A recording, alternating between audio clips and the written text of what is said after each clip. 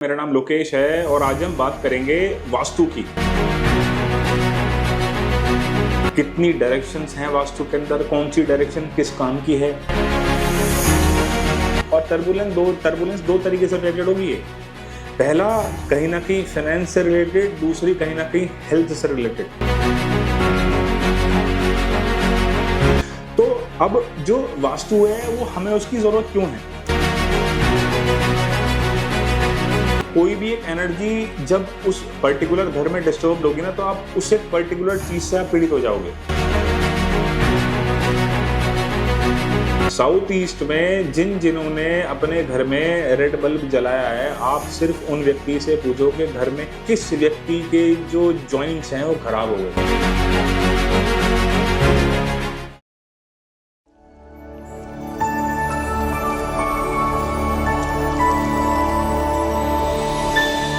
Welcome, cosmic Taylor में आपका स्वागत है। मेरा नाम लोकेश है और आज हम बात करेंगे वास्तु की। ये हमारी पहली वीडियो है वास्तु को लेकर, तो मुझे नहीं पता ये कितने पार्ट्स में कंप्लीट होगी। बहरहाल ये जो है ये पार्ट 1 है। पार्ट कितने बनेंगे, 4, 6, 8, 10, 12 पता नहीं, लेकिन मैं कोशिश करूँगा कि बहुत हद तक आपको जितना भी ऑनलाइन समझाया जा सकता है एक प्लेटफॉर्म के माध्यम से, उतना आपको कोर जानकारी देने की कोशिश करूँगा वास्तु की। और ये जानकारी के बाद ना आप अपने आप को बहुत कुछ अपडेट महसूस करोगे वास्तु के रिगार्ड में।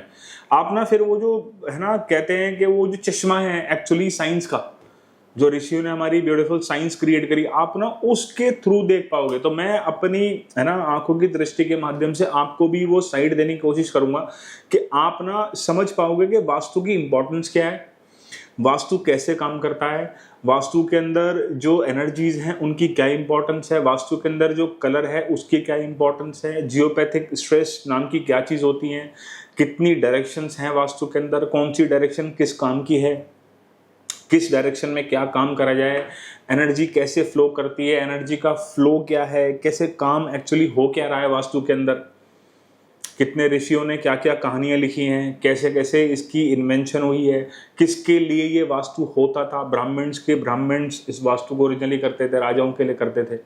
तो बहुत कोर डिटेल में वास्तु को डिटेल में समझेंगे। जितनी मुझे नॉलेज है, जितने मैंने अपने टीचर से सीखा है, वो कोशिश करूंगा कि कुछ ना कुछ आपको भी मैं डाउनलोड कर पाऊँ। तो देखो, वास्तु के अगर हम कोर पे जाए ना, तो वास्तु क्या है? वास्तु ना एक ब्रिज है, किसके बीच में? एक नेचर, कुदरत के बीच में, और एक ह्यूमन के बीच में, इंसान की ग्रोथ। तो सपोज आप समझो कि ये तो है, ये नेचर है और ये वो इंसान है, आप और मैं, है ना। ये चाहता है व्यक्ति ग्रोथ, और नीचे यहाँ पे सारे में पानी पानी भरा हुआ है, पूरा तालाब है या ओशियन है या ना व्हाटएवर इट इज। तो जब हम वास्तु की एनर्जी को समझते हो ना, तो वास्तु ना एक ब्रिज है इन दोनों के बीच में। तो जब ये एनर्जी अलाइन रहती है ना, तो आप समझो कि आपने एक ब्रिज क्रिएट कर दिया उस एनर्जी का। तो वो व्यक्ति को, अगर आपको बी पॉइंट से ए पॉइंट पे जाना है तो भी आप उस ब्रिज के माध्यम से जा सकते हो, अगर आपको ए पॉइंट से बी पॉइंट पे जाना है तो भी आप उस ब्रिज पे जा सकते हो। तो सारा जो कॉन्सेप्ट है ना, वो सारा बेस्ड है आपकी एनर्जीज के ऊपर, कि एनर्जीज काम कैसे कर रही हैं। चाहे वो आपका प्लॉट सिलेक्शन को लेके हो, सबसे इंपॉर्टेंट क्या है? प्लॉट है, कोई जमीन है, जमीन के ऊपर ही कंस्ट्रक्शन होती है। अब उस कंस्ट्रक्शन के ऊपर चाहे कोई बिल्डिंग बने, चाहे कोई कॉलोनी बने पूरी की पूरी, चाहे कोई इंडिपेंडेंट हाउस बने, चाहे कोई किसी की दुकान बने, कुछ शोरूम बने, तो पहले, लेकिन सबसे पहले हमें क्या चाहिए? हमें चाहिए एक प्लॉट। वो प्लॉट जो है, वहीं से वास्तु का जन्म होना शुरू हो जाता है। जैसे ही उस पे एक बार चार दीवारी होनी शुरू हुई, जैसे ही आपने उस पे फेंसिंग करी, वहीं से वो आपकी ना एनर्जीज के साथ अलाइंड होना शुरू हो जाता है। जब तक उस पे फेंसिंग नहीं हुई है, वो खाली प्लॉट है, वहां कोई वास्तु काम नहीं करता, वहां पे कोई वास्तु की एनर्जी नहीं है। आपको खाली जमीन दिख रही है, खाली प्लॉट दिख रहा है, वो है ना, तो वो जमीन हो सकती है ना, उस जमीन की अपनी ऊर्जा हो सकती है, but as far as vastu is concern, तो वास्तु का वहां कोई लेना देना नहीं है। जैसे ही आपने उस पर अपनी चार दीवारी करी, आपने फेंसिंग करी, तो वहीं से वास्तु का रोल होना शुरू हो जाता है। उसके बाद हम क्या काम करते हैं? उसके बाद आता है पार्ट वास्तु के अंदर कंस्ट्रक्शन का। फिर हम उसके ऊपर कंस्ट्रक्शन करनी स्टार्ट करते हैं। फिर वास्तु में तीसरा जो एक लेयर खुलती है, वो खुलती है मुहूर्त की। बहुत इंपॉर्टेंट चीज है वास्तु के अंदर मुहूर्त। मुझे पता नहीं कितने लोगों को इस बारे में जानकारी है नहीं। हर समय नहीं होता कि आप ना वास्तु अपना करा लो। कभी कभी ना कुछ कुछ कंडीशंस ऐसी होती हैं जो वास्तु अलाउ नहीं करती कि अभी आपको 1 डेढ़ 2 साल वास्तु नहीं करना चाहिए। और अगर जिन लोगों ने वास्तु किया है, जिन लोगों तक मेरी वीडियो पहुंच रही है, तो अगर आप कुछ लोग को ऐसा लगा होगा जिन लोगों ने वास्तु किया है, तो वास्तु से पहले उनकी लाइफ जो थी वो थी, चाहे वो प्रॉब्लम थी, चाहे वो और अपनी जो खुशियां हैं उसको एनहांस करना चाह रहे थे। लेकिन कुछ केसेस में आपने देखने के लिए मिला होगा कि इधर व्यक्ति ने वास्तु किया, इधर कुछ ना कोई टर्बुलेंस आई। और टर्बुलेंस दो तरीके से रिलेटेड होगी। पहला कहीं ना कहीं फाइनेंस से रिलेटेड, दूसरी कहीं ना कहीं हेल्थ से रिलेटेड। अगर सही समय पे वास्तु नहीं किया है, अगर आप प्रॉपर है ना मुहूर्त को नहीं जानते और आप वास्तु कर रहे हो, तो जहाँ पे आप इससे है ना, आप इससे हार्मनी की उम्मीद करे थे, आप इससे उम्मीद करे थे ग्रोथ की, वहीं ये दूसरी दिशा में भी आपको ले जाके मोड़ सकता है। हुआ होगा लोगों के साथ। आप प्रैक्टिकली अगर आप देखोगे तो इसमें मेजोरिटी ऑफ पीपल आपको कहते मिलेंगे कि हाँ मेरे साथ हुआ है। और उसके बाद हम जो अगले पड़ाव पे चलते हैं वो है अरेंजमेंट ऑफ स्पेस। के हमारे पास जो एक स्पेस मिला है, जितना भी हमारे पास स्पेस है, जो प्लॉट का जो एरिया है, उसकी हमने अरेंजमेंट कैसे की है। मतलब कौन सा सामान कहाँ रखा जाए, कौन सी चीज कहाँ बनाई जाए। और उसके बाद कलर्स की स्कीम आती है कि कौन सा कलर स्कीम हम लोग इस्तेमाल कर जाएं। और देयर आर फिर अदर थिंग्स जो वास्तु को वास्तु बनाती हैं, जो एनर्जीज आपके साथ प्ले करना शुरू करती हैं वास्तु की ना। फिर अगर हम आगे वास्तु को फर्दर अगर आप एक्सपैंड करोगे, तो वास्तु के अंदर भी ना एक आता है वैदिक वास्तु। वैसे तो वास्तु बहुत तरीके का वास्तु है, बहुत तरीके का वास्तु है, लेकिन मैं जिस वास्तु को फॉलो करता हूँ वो है वैदिक वास्तु, जो एक्चुअली में काम करता है। अब तो वैदिक वास्तु के नाम पे पता नहीं अब तो क्या क्या चीजें हैं, बहुत सारी चीजें एलिमेंट्स के नाम पे ना पता नहीं वास्तु को बिगाड़ दिया। एलिमेंटल थ्योरी को वो किसी और लेवल पे ले गए वास्तु में। और दूसरा है एस्ट्रो वास्तु। एस्ट्रो वास्तु क्या होता है? एस्ट्रो वास्तु है जो व्यक्ति के लिए प्रिसाइज होता है, पर्सनलाइज होता है, जो उस व्यक्ति के लिए स्पेशली काम करता है। जो घर का अर्निंग मेंबर होता है या जो घर का ब्रेड एंड बटर जो अर्नर होता है, उसकी कुंडली के हिसाब से, उसके बर्थ चार्ट के हिसाब से उसकी घर की ऊर्जाओं को अलाइन करा जाता है कि भाई इसको किस एक दिशा के अंदर दिक्कत आ रही है। देखो वास्तु ऐसा नहीं है कि वास्तु आपको कोई शौक है, कोई ट्रेंड है ना। जब आपको कोई दिक्कत नहीं आ रही है तो क्यों वास्तु को छेड़ा जाए भाई। अगर आपको किसी पॉइंट पे कोई ऐसी मेजर दिक्कत है ना, तब हम वास्तु के लिए कंसर्न करें। जैसे घर में कोई ऐसा व्यक्ति है जो मेजरली बहुत इंपैक्टेड है हेल्थ को लेके, वो रेगुलर अपनी हेल्थ को लेके परेशान है, आप डॉक्टर के चक्कर लगा के थक गए हो, तब मैं मानता हूं कि हाँ भाई, तब आप समझो कि मेरे घर की कोई एनर्जी, कोई वास्तु की कोई अलाइनमेंट मेरी खराब तो नहीं हो रही कहीं। इसकी वजह से तो मेरा घर का अर्निंग, ये जो मेंबर है घर का, व्हाटएवर इट इज, वो अर्निंग है, कोई भी मेंबर है, वो घर का मेंबर अगर बीमार है तो कहीं कहीं उसमें वास्तु का तो कोई रोल नहीं है। तो दूसरा, कहीं उसकी फाइनेंशियल स्टेबिलिटी को लेकर दिक्कत आ रही है कि व्यक्ति मेहनत तो बहुत करा है लेकिन उसे उतने रिजल्ट नहीं मिल रहे, उस चीज को लेकर तो परेशान नहीं है। व्यक्ति जो है अपने सेटलमेंट को लेकर तो परेशान नहीं है। तो वास्तु ना ऐसा नहीं कोई शौक है, कभी आपने कहीं वास्तु पढ़ लिया है और वास्तु कराते हैं और आपकी लाइफ में सब कुछ सही चल रहा है, आपने वास्तु छेड़ दिया तो अब समझ लो कुछ भी आपके साथ वास्तु कर सकता है। क्यों? देखो, आप जब सब कुछ सही चल रहा है तो हमें छेड़ने की जरूरत क्या है वास्तु को, है ना? कोई जरूरत नहीं है। फिर उसके बाद एक ब्रांच और इसको मैं फॉलो करता हूँ, वो है भृगु वास्तु। Bhrigu Vastu it's amazing. भृगु वास्तु ना वो इतना अमेजिंग है कि एक बार आप उसके कोर प्रिंसिपल को समझते हो ना, आपको एक डिफरेंट लेवल ऑफ चीज पता होती है। वो जब आप उसकी कुंडली देख के आप जब बताते हो तेरे घर की डायरेक्शन ये है, वो मतलब बर्थ चार्ट के अंदर सब कुछ लिखा हुआ है। ट्रस्ट मी, जो अच्छा वास्तु देखने वाला होगा ना, जिसको वास्तु की अच्छी नॉलेज होगी, वो आपके बिना घर जाए, वो आपके बर्थ चार्ट से, घर में किसी का भी एक का भी अगर बर्थ चार्ट मिल जाए, वो पूरे घर का नक्शा ड्रॉ कर देगा बॉस आपके हाथ से। उसी पेपर पे बता देगा कि किस किस जोन में आपके घर में कौन कौन सी चीज होंगी। जो एस्ट्रो वास्तु की अच्छी नॉलेज रखता होगा, जिसको पता होगा, तो वो आप at the end of the day अगर आप वास्तु को बहुत डिटेल में देखोगे ना, तो आपको पता लगेगा जब आप वास्तु की बहुत डीप में जाते हो कि यार हम तो केवल एक कठपुतली हैं। एक्चुअली ईश्वर ने सब कुछ प्लान किया हुआ है, वो चाहे हमारे अच्छे के संदर्भ में और चाहे वो फिर हमारे कुछ गलत इवेंट्स के संदर्भ में। लेकिन जब आप बहुत कोर डीप इनसाइड, जब आप डिटेल में जाके झांकते हो ना, तब आपको बहुत कुछ पता लगता है वास्तु के बारे में, और आपको पता लगता है कि यार ईश्वर ने तो सब कुछ पहले ही प्लान किया हुआ है, मैं तो सिर्फ एक निमित्त मात्र हूं, मैं तो एक गुड्डा हूं। निमित्त, ये वर्ड ज्योतिष के अंदर बड़ा इंपॉर्टेंट है कि निमित्त। कुछ लोग हैं जो अपने आप को समझते हैं कि भैया मैं बहुत इंटेलिजेंट हूं या मैंने ऐसा किया है, लेकिन जब आप उस झांकते हो ना एस्ट्रोलॉजी के चश्मे से अंदर, तो आपको पता लगता है कि भैया कुदरत ने ऑलरेडी प्लान किया है। कोई व्यक्ति कहता है मैं बहुत मोटिवेटेड हूँ, भैया मोटिवेटेड इसलिए क्योंकि वो आपके बर्थ चार्ट में वो प्लैनेट्स उसको अलाउ कर रहे हैं, है ना। आप बहुत एंथुसियास्ट हो। एंड ये हमारा टॉपिक वास्तु है, तो अभी हम एस्ट्रोलॉजी के ऊपर ज़्यादा बात नहीं करेंगे, बट हाँ एनर्जीज हैं। वास्तु का जो कोर रूट है वो सारा बेस्ड है एनर्जी के ऊपर, और एनर्जी का ही सारा खेल है। तो अब जो वास्तु है वो हमें उसकी ज़रूरत क्यों है, वास्तु की ज़रूरत क्यों है ना, क्योंकि हर वास्तु ना आपकी जो प्लॉट है वो जोन्स में बटा हुआ है।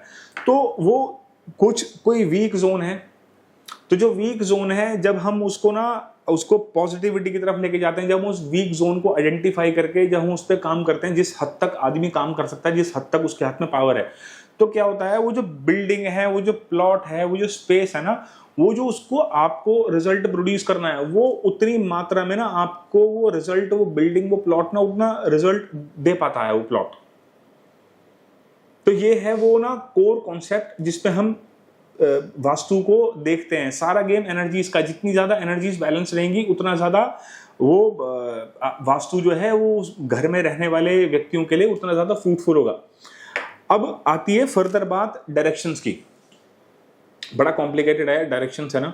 मैं मेरी बात करूंगा जो मुझे आता है, जो मैंने सीखा है। मुझे नहीं पता बाजार में क्या है, किस तरीके से चीज़ों को मार्केट करा जा रहा है, बट लेकिन मैं जितनी भी आपसे बात कर रहा हूँ वो सारी शास्त्रों पे बेस्ड है ना। कोई मनगढ़ंत कहानी नहीं है कि कुछ भी अपने तरीके से उठा के बोल दिया।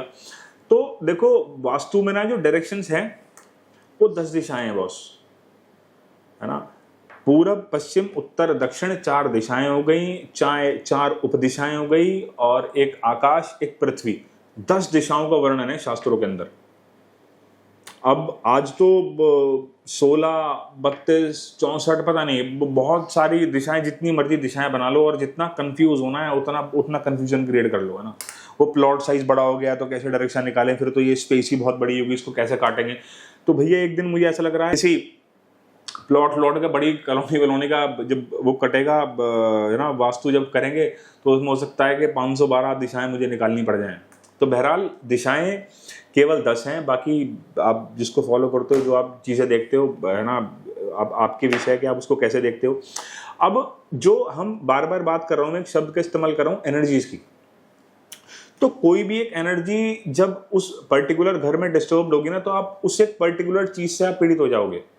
फॉर एग्जाम्पल, अगर आपके घर की वो एनर्जी, वो जोन डिस्टर्ब्ड है, जहाँ पे आपको ना, आप कहते हो कि मुझे एक्यूमुलेशन ऑफ वेल्थ, मुझे ना पैसा इकट्ठा करने में, मैं कमाता तो बहुत हूँ, बट मेरे को ना वो जो मुझे पैसा इकट्ठा करना चाहिए, मैं वो पैसों को इकट्ठा नहीं कर पाता।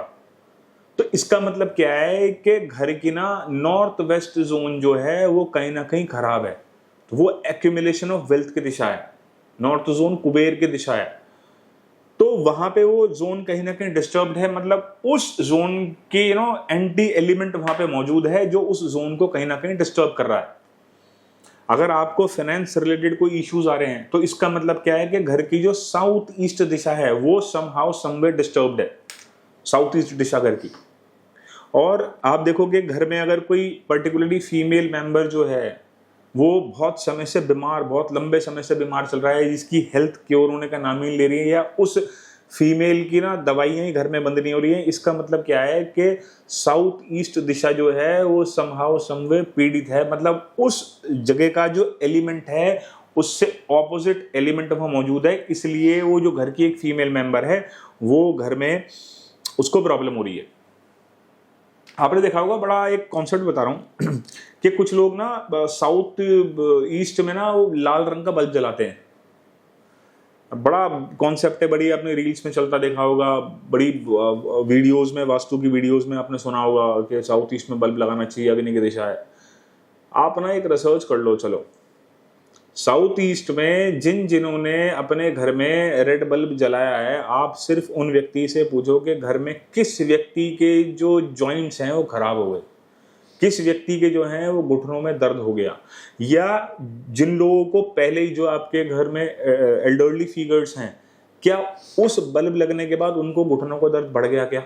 अब इस चीज को चेक करना। तो वास्तु के अंदर क्या है, वास्तु के अंदर ना कभी कोई फ्लैट रूल नहीं चलता। तो मैं बता रहा हूँ ना कि वैदिक वास्तु के नाम पे इतनी सारी चीजों की मॉडिफिकेशन हुई है ना, और वही वहीं से ना वो टर्बुलेंस आनी शुरू हुई, क्योंकि ना वो चीजें कॉपी पेस्ट होती चली गई। आगे इसके बारे में डिटेल में बात करेंगे है ना, कि क्या ऐसी वो चीज थी जो उसने वास्तु को खराब करना शुरू कर दिया लोगों की लाइफ के अंदर। और एनर्जी का जो फ्लो है वो अलग अलग स्तर पे है।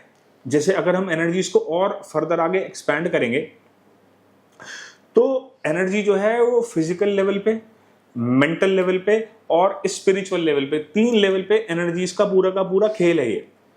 तो जब भी घर की वो एनर्जी डिस्टर्ब होगी ना, किसी को हो सकता है फिजिकली कोई चैलेंज आ रहा हो सकता है किसी को कोई मेंटली चैलेंज आ रहा हो, या किसी को कोई जो है स्पिरिचुअल लेवल पे चैलेंज आ रहा हो। मतलब अंदर से ना स्पिरिचुअलिटी मीन्स कि वो ना जो उसका आध्यात्मिक लेवल है वो कहीं ना वो डाउन हो जाता है, या उसको अध्यात्म को देखने का तरीका जो है वो किसी और लेवल पे चला जाता है।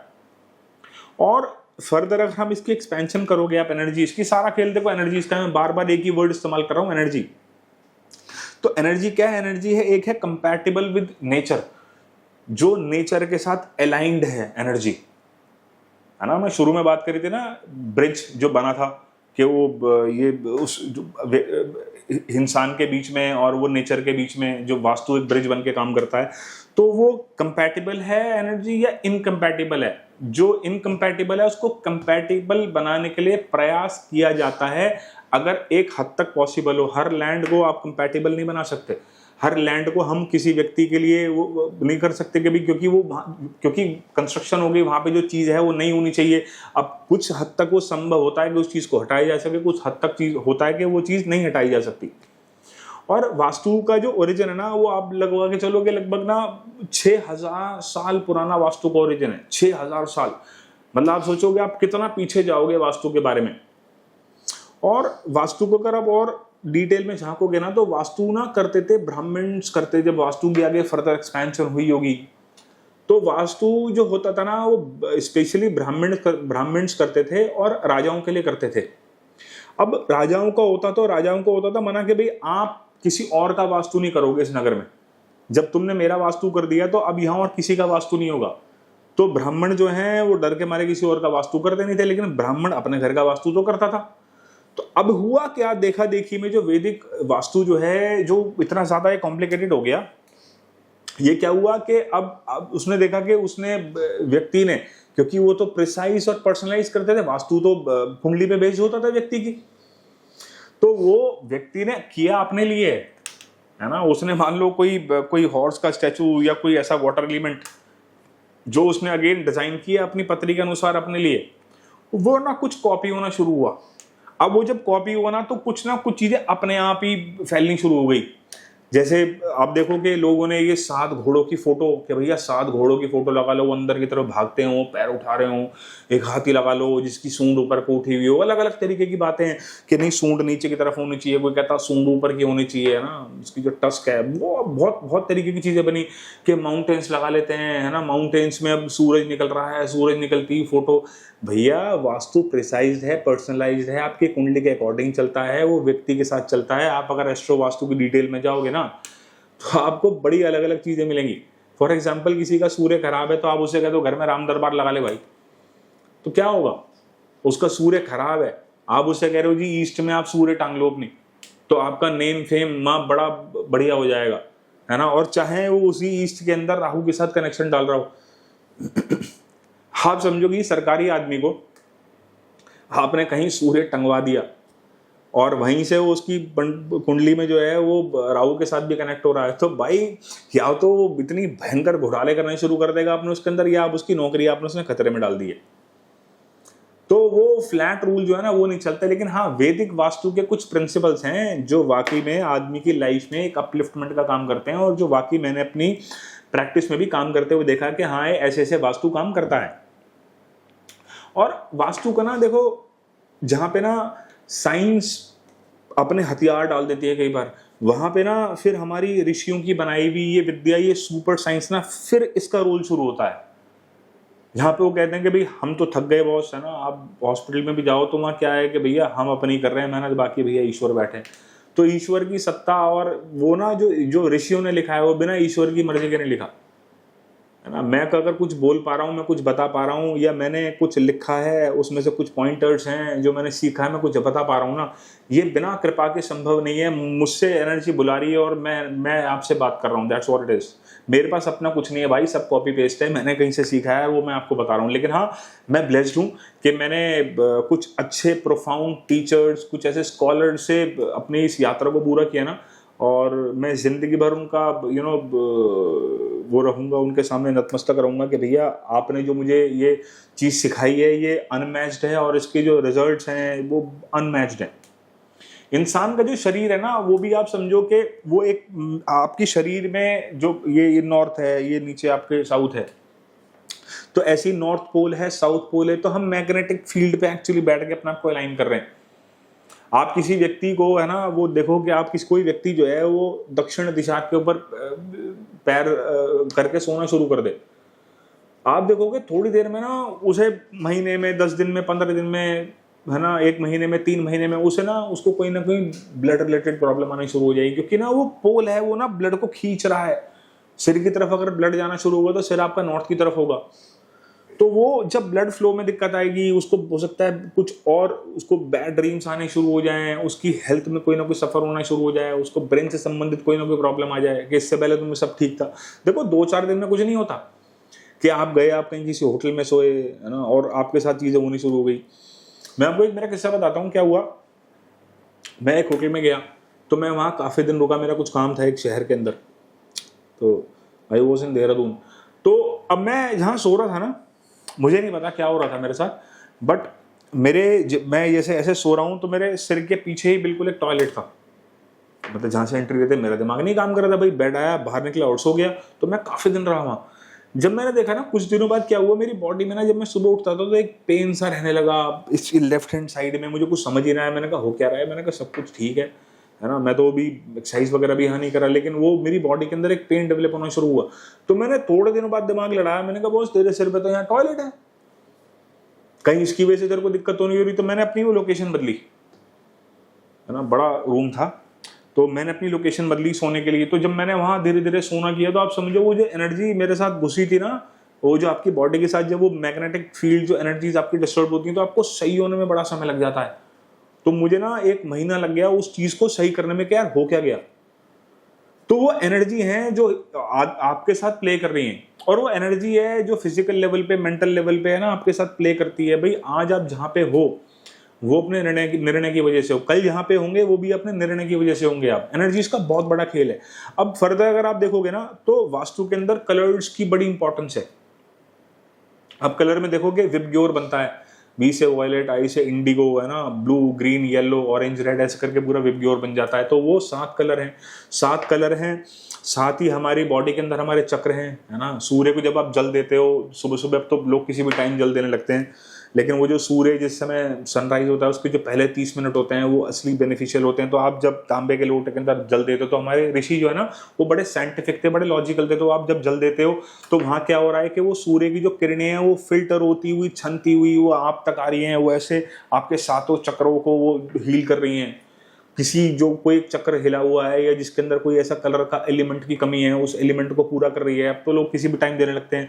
तो हम ना पहले बड़ा साइंटिफिक थे, बड़ा प्रैक्टिकल थे, बड़ी हमें चीज़ों की बड़ी पकड़ थी। लेकिन आज जब से मॉडर्नाइजेशन आया, है ना, वो एजुकेशन सिस्टम हमारा वीक हुआ, लोगों ने थोड़ा सा, क्योंकि आज पेरेंट्स भी इतने पढ़े लिखे नहीं है कि अपने बच्चों को जो है वो साइंटिफिकली समझा पाएं कि भैया ये हो क्या रहा है। पूजा पाठ में साइंटिफिकली चीज़ें बता रहे हैं, बस बच्चों को धकेला जा रहा है कि भैया क्या हो रहा है। भैया एनर्जीज के बारे में पढ़ो, अलाइनमेंट के बारे में पढ़ो। जब वो व्यक्ति आप उसे बताओगे साइंटिफिकली, और जब वो उसका रूल को अप्लाई करके देखेगा तो उसे समझ में आएगा, है ना। गीता आज हमारे यहाँ क्या पढ़ी जा रही है, खैर ये टॉपिक से भटक जाएंगे, कभी इसके बारे में डिफरेंटली बात करेंगे। तो जैसे आप देखोगे कि एनर्जी का सबसे बड़ा स्तोत्र क्या है, सबसे पहले क्या निकलता है, सबसे पहले निकलते हैं सूर्यदेव। अब सूर्य ना अपनी किरणों के साथ जब प्रकट होता है, तो आप देखो कि सनराइज से सनसेट तक वो बहुत कलर बदलता है। आप देखोगे सनराइज से पहले 30 मिनट 40 मिनट आप सूर्य के सामने बड़े आसानी से बैठ सकते हो, आप उससे आंख मिला सकते हो आप। लेकिन जैसे जैसे वो बढ़ेगा अपने कलर को बदलेगा, है ना, वो भी ऑरेंज, आपको ऑरेंज इन कलर दिख रहा है, फिर वो 12-1 बजे जिस समय पूरी हीट पे जाता है तो उसका कलर कुछ और है, फिर जैसे जैसे वो सनसेट होता है तो आप देखो जो उससे किरणें में निकल रही हैं उससे जो तपिश है उसकी किरणों में भी ना वो फर्क आ रहा है, वो तपिश में भी फर्क आ रहा है। तो ऐसे ही एनर्जीज का खेल है सारे कलर्स के साथ। तो वो ना जो व्यक्ति कलर्स जो होते हैं वो आदमी के साथ खेलना शुरू करते हैं। तो ऐसे कलर्स की भी जो फर्दर एक्सपेंशन है वो क्या है कि कुछ हैं फिक्स्ड कलर्स हैं कि जो आपके पर्दों के अंदर, फर्नीचर के अंदर इस्तेमाल होते हैं। कुछ लोग ना कलर के अंदर फिर अगेन मुझे एस्ट्रोलॉजी को उसके अंदर लाना पड़ रहा है, क्योंकि वो ज्योतिष के अंदर भी फिर कुछ लोग मानते हैं कि मुझे कलर पहनना चाहिए, मुझे नहीं कलर पहनना चाहिए। देखो आपने यार 2-4 घंटे के लिए कोई कपड़ा पहना है, ठीक है, तो आपके ऊपर क्या ही असर करेगा। लेकिन अगर आप ब्लैक कलर को रोज ही पहने जा रहे हो, आपका एक रूटीन बन गया कि हफ्ते में 5 ही दिन आप ब्लैक ही शर्ट पहनते हो या ब्लैक ही जीन्स पहनते हो, जाहिर सी बात है फिर तो एनर्जी आपके साथ खेल करना शुरू करेगी।